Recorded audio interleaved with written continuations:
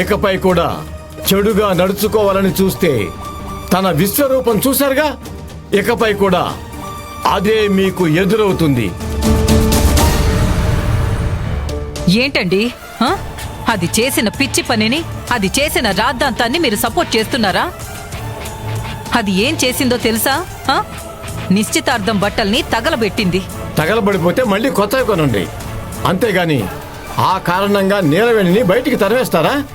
మరి ఏం చేస్తారు? పిచ్చి పనులు చేసే వాళ్ళని వీలైనంత దూరంగానే ఉంచాలి.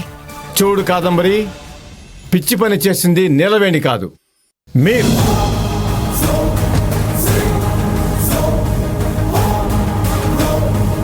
ఈ రోజు నీలవేణికి ఏదైనా అయ్యుంటే ఈ ఇల్లు వల్లకాడయ్యి ఉండేది.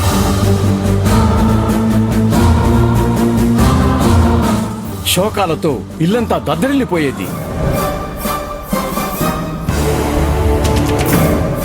వాడికొచ్చిన కోపానికి ఈ ఇంట్లో ఒక్కడైనా ప్రాణాలతో మిగులుతారా అని అనుమానంతో ఇక్కడికి వచ్చాను.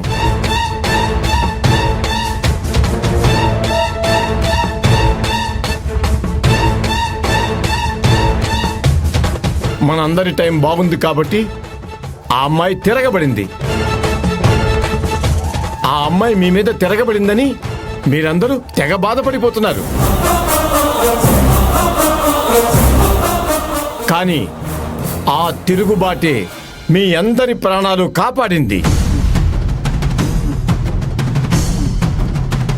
నీలవేణిని అలా చూడబట్టే వాడి కోపం తగ్గింది. ఈ ఇల్లు శ్మశానంలా మారకుండా ఆగింది.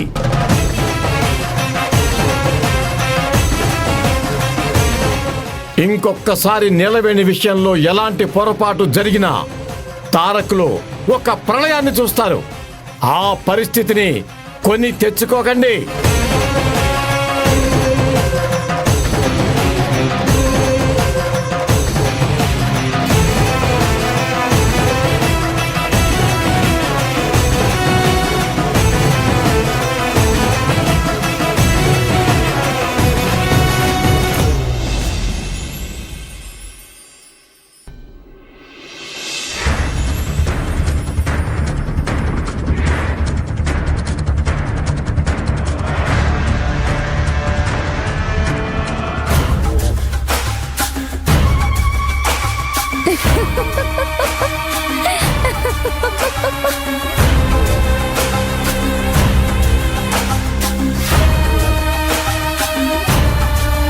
ఏంటమ్మా అంతలా నవ్వుతున్నారు?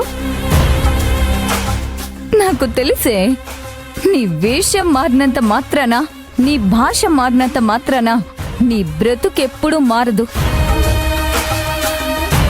ఇదిగో ఇలాగే బట్టలు ఆరబెడుతూ, వంటలు చేసుకుంటూ, మొక్కలకి నీళ్లు పోసుకుంటూ, వాకిలు ఊడ్చుకుంటూ, ఇలాంటి చిల్లర పనులన్నీ చేసుకుంటూ బతకాల్సిందే. మీరు అమెరికా నుంచి వచ్చారమ్మా, ఆకాశం నుంచి ఊడిపడలేదు.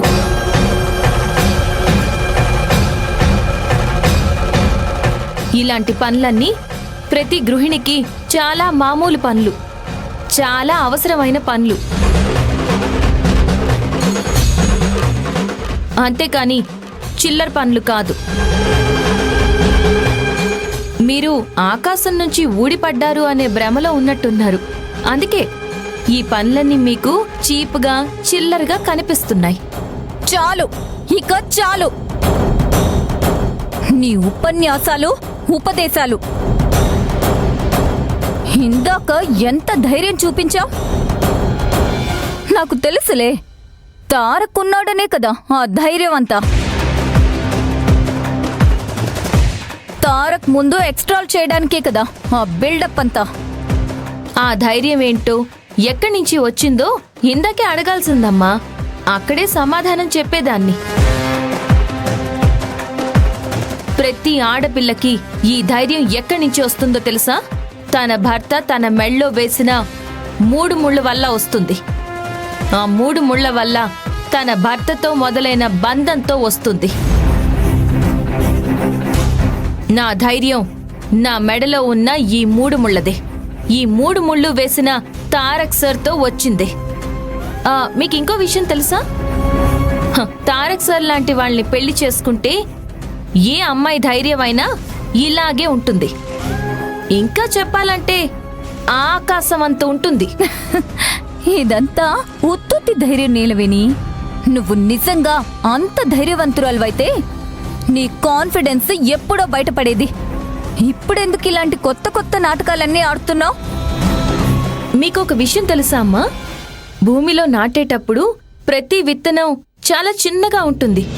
చేత్తో నలిపేసే అంత బలహీనంగా ఉంటుంది. కానీ అదే విత్తనం మొలకై మొక్కైన తర్వాత మహావృక్షం అయితే దానిని నలపడం కాదు కదా, కూల్చడం కూడా చాలా కష్టం. కొంతమంది మనుషుల్లో కొన్ని మార్పులు వస్తూ ఉంటాయి. ఆ మార్పు మొక్కతో ఆగిపోదు. ఒక మహావృక్షం అయ్యేంత వరకు ఆ మార్పు జరుగుతూనే ఉంటుంది. అసలు నీకెక్కడి నుంచి వచ్చిందే నీకు ఈ కాన్ఫిడెన్స్ అంతా? చెప్పాను కదమ్మా, తారక్ సార్ లాంటి భర్త వెన్నుగా నిలబడితే ఏ అమ్మాయికైనా ఇంతే ఆత్మవిశ్వాసం ఉంటుంది. ఇందాకేమన్నారు? నేను చస్తేనే తారక్ సార్ ఈ కుటుంబం సంతోషంగా ఉంటారా? నేను చస్తే ఈ కుటుంబం ఎంత సంతోషంగా ఉంటుందో నాకు తెలీదు, కానీ నేను లేని తారక్ సార్ని నేను ఊహించుకోలేను. అసలు నేను లేని తారక్ సార్ని మీరెవ్వరూ భరించలేరు. తొగలబడిపోతారు. ఏంటే భయపెడుతున్నావా? లేదమ్మా, హెచ్చరిస్తున్నాను. మీకు సరదాగా ఆడుకోవాలనిపిస్తే ఒక చిన్న నిప్పు కణంతో ఆడుకోండి, అంతేకాని అగ్నిగుండంతో ఆటలాడద్దు. ఒక్కసారి ఆ అగ్నిగుండం బగ్గుమందంటే ఆ వేడికి మాడి మసైపోతారు. నేను లేని తారక్ సార్ కూడా అంతే, ఒక అగ్నిగుండం లాంటి వారు.